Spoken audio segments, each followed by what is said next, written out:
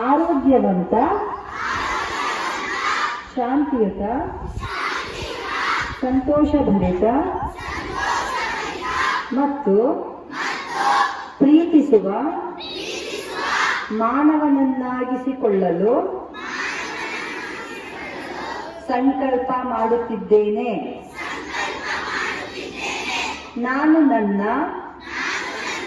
ಎಲ್ಲ ಕಾರ್ಯಗಳ ಮೂಲಕ ನನ್ನ ಸುತ್ತ ಶಾಂತಿಯುತ ಮತ್ತು ಆಹ್ಲಾದಕರ ವಾತಾವರಣವನ್ನು